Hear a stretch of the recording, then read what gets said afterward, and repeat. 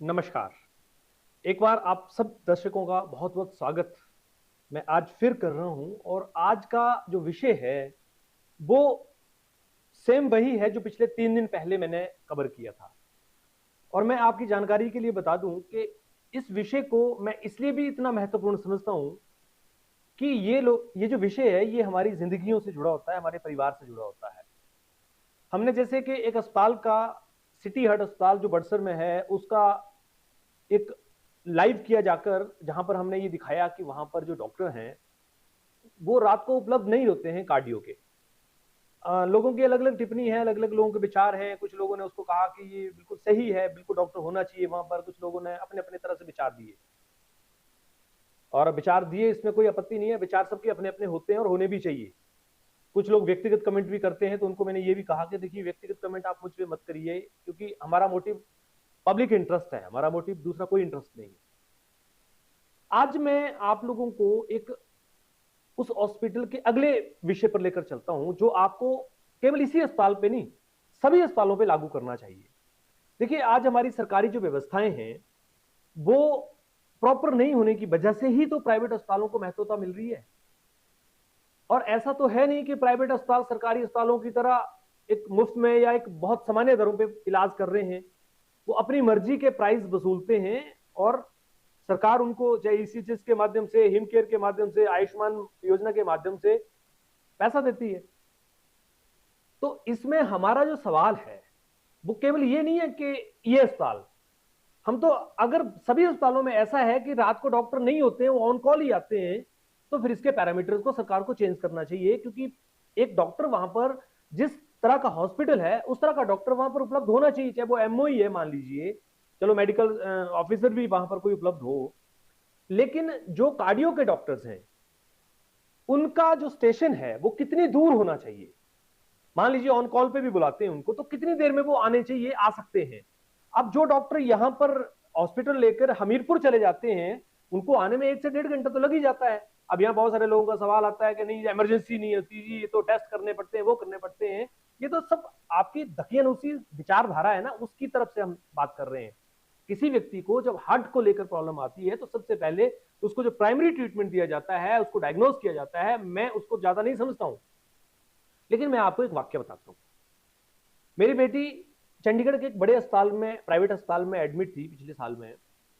और क्योंकि बच्ची छोटी थी तो हमें आईसीयू से निकलने के बाद सीसीयू में डॉक्टर ने अनुमति दे दी थी कि आप अपने बच्चे के साथ में थोड़े टाइम के लिए रह सकते हैं, ताकि आप उसकी आदतों को, उसकी नेचर को आप समझ सकें। क्योंकि आप उसको आने वाले टाइम में घर ले जाएंगे, क्योंकि उसको रिकवर करने में टाइम लगेगा। तो you must be very knowing about the habits and the जो भी उसके ट्रीटमेंट्स हैं उसके बारे में आपको पता होना चाहिए। तो डॉक्टर साहब ने हमें इजाजत दे दी कि आप वहां पर रुकिए। तो हम अपनी बच्ची के साथ रुकने लगे। एक दिन की बात है, अचानक रात को हमारे पास में जो बेड है, क्योंकि वो भी ईसीएचएस में अप्रूव था, तो हमारे पास में जो बेड था वहां पर लगभग कोई 85 ईयर्स की एक लेडीज, जिनके हस्बैंड कर्नल थे और वो उनकी डेथ हो गई थी, लेकिन क्योंकि ईसीएचएस में उसकी उनकी वाइफ थी वो, तो उनका ट्रीटमेंट हो जाता था। तो रात को लगभग 1 डेढ़ बजे के करीब, मुझे याद है, वो बहुत अच्छी, उससे 5 मिनट पहले मेरी वाइफ उनसे मिली, बातचीत कर रही थी, बड़ी अच्छी तरह से कर रही थी, कोई दिक्कत नहीं थी। ये मैं आपको बिल्कुल रियल बात बता रहा हूं। तो 5-7 मिनट पहले भी मेरी वाइफ उनसे बात कर रही थी, उनसे हालचाल, उनके परिवार के बारे में पूछ रही थी, वो बता रहे थे, सब कुछ बताया उन्होंने। और अचानक 5 मिनट के बाद में उनको अचानक वो सुध खो गई, और वो मतलब ऐसे तड़पने लग पड़ी। तो क्योंकि वो सीसीयू वार्ड में थी, तो इमीडिएटली नर्सेज ने उनको देखा। तो अब हॉस्पिटल्स का उनका अपना नियम है, उन्होंने इमीडिएट वो सायरन बजाया, और सायरन बजाते बजाते विद इन 2 मिनट्स कम से कम भी कोई 20 डॉक्टर्स और नर्सेस सब लोग वहां पर इकट्ठे हो गए। आप बिलीव करेंगे, पहले तो आकर उन्होंने देखा तो उसकी नब्ज, तो उन्होंने देखा कि तो हम बिल्कुल, हमारा बेड बिल्कुल साथ में, और मतलब ये उन्होंने मान लिया कि अभी ये नहीं है। लेकिन फिर भी डॉक्टर्स ने, मतलब वो क्या करते हैं, उस पर चेस्ट पे प्रेशर देते हैं और वो करंट लगाते हैं, शॉक लगाते हैं, क्या किया। आप बिलीव करेंगे, लगभग 20 से 25 मिनट लगे उनको, और वो महिला रिकवर हो गई। मैं सरप्राइज था, हम लोग सरप्राइज थे कि मरे हुए व्यक्ति को उस मौत के मुंह से डॉक्टर ले आए, इसलिए उनको भगवान कहते हैं। दोस्तों, आप समझ रहे हैं ऐसा क्यों हो पाया? क्योंकि डॉक्टर्स उपलब्ध थे।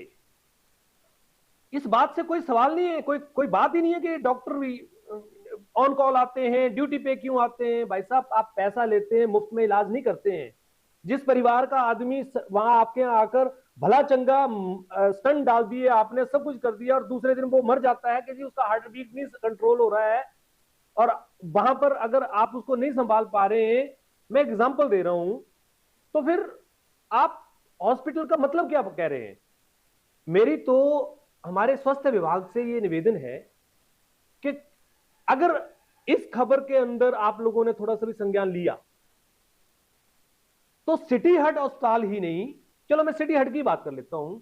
आप सिटी हार्ट अस्पताल में पिछले 4 महीनों में कितने ऑपरेशन हुए हैं, कितने लोगों के कितने ICU में लोगों ने ट्रीटमेंट किए हैं, उनके क्या ट्रीटमेंट हुए हैं, कौन कौन से डॉक्टर रहे हैं, किस तरह से रहे हैं, अगर आप इसकी जांच करें तो आपको सारी बातें खुद ही समझ में आ जाएंगी।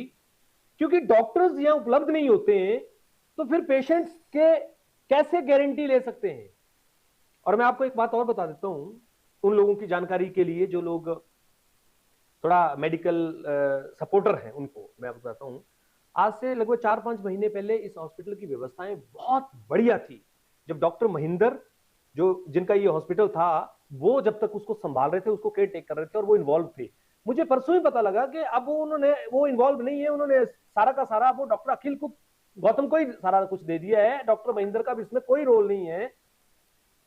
तो मुझे ये बात समझ में आई कि डॉक्टर अखिल तो हमीरपुर रहते हैं, तो मेडिकल इमरजेंसी में ऑन कॉल उनको अगर बुलाया भी जाए तो आधे पौने घंटे, आधे घंटे में तो वो पहुंच नहीं पाएंगे, 1 घंटे से ज्यादा। तो मैं स्वास्थ्य विभाग से ये कहना चाहूंगा कि पहले तो आप प्राइवेट अस्पतालों में जो मालिक है, मान लीजिए मालिक ही अगर वो नहीं है, वहां नहीं है, और कोई दूसरा उसकी जगह डॉक्टर नहीं है, तो फिर उस अस्पताल का कौन जिम्मेवार है, उस अस्पताल की सेवाओं पर क्या प्रभाव पड़ेगा, आप बताइए। अगर डॉक्टर अखिल जाते भी हैं तो उनकी जगह कोई दूसरा डॉक्टर होना चाहिए, और वो उनकी जिम्मेवारी है, because of he is owner of this hospital, has to manage it, कि वो क्या करना है, क्या नहीं करना है, किस तरह से करना है, डॉक्टर रखना है नहीं रखना है, उसको सैलरी कैसे देनी है। ये कस्टमर का, ये पेशेंट का काम नहीं है, ये डॉक्टर का काम है। और एक बीइंग ए ऑनेस्ट सिटीजन, मैं ये पूछना चाहता हूं कि इसमें दिक्कत कहां है, इसमें समस्या क्या है। मैंने सवाल ये पूछा है कि भाई डॉक्टर क्यों नहीं है यहां पर, और कौन है डॉक्टर, बताइए, आप मिलाइए। कोई डॉक्टर होता तो आ जाते आप लोग। आप लोगों ने अंदर से बंद कर दिया, कुंडी लगा दी, क्योंकि आपको डर था।